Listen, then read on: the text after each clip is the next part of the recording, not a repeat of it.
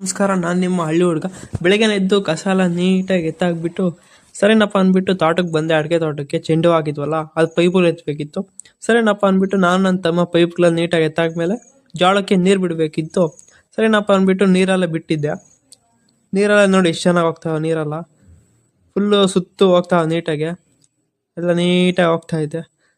2 pipe ಇತ್ತು. 2 ಪೈಪಲ್ಲಿ ಎತ್ಕೊಂಡೋಗಿ ಮನೆ ಹತ್ರ ಹಾಕಿ 2 ಪೈಪೆಲ್ಲ ಮನೆ ಹತ್ರ ಹಾಕ್ಮೇಲೆ ಸೀದಾ ಬಂದಿದ್ದೆ ನಮ್ಮ ಹೊಲ್ದ ಹತ್ರಕ್ಕೆ. ಹೊಲ್ದ ಹತ್ರ ಯಾಕಪ್ಪ ಅಂದರೆ ನಮ್ಮ ರಾಗಿ ಹಾಕಿದ್ವಿ. ಯಾಕೋ ರಾಗಿ ನೀಟಾಗಿ ಬಂದಿರಲಿಲ್ಲ, ಅದಕ್ಕೆ ಎಲ್ಲ ರೋಟ್ರ್ ಹಾಕ್ಸ್ಬಿಟ್ಟಿದ್ವಿ.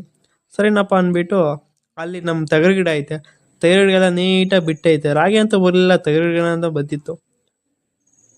ಸರಿನಪ್ಪ ಅಂದ್ಬಿಟ್ಟು ನಮ್ಮ ಅಜ್ಜಿ ಸೌದೆ ಕಟ್ಟಿತ್ತು. ಸೌದೆ ಎಲ್ಲ ಎತ್ಕೊಬಂದು ಮನೆ ಹತ್ರ ಹಾಕಿ ಟೈಮ್ ಆಗಿತ್ತಲ್ಲ, ಹಾಲು ಎತ್ಕೊಂಡು ಡೈರಿಗೆ ಹಾಕಿ ಡೈರಿಯಿಂದ ಸೀದಾ ಮನೆಗೆ ಬಂದೆ. ಇವತ್ತು ವಿಡಿಯೋ ಮಾಡಿರೋದು ನಿಮ್ಗೆ ಇಷ್ಟ ಆಗಿದ್ರೆ ಲೈಕ್ ಮಾಡಿ.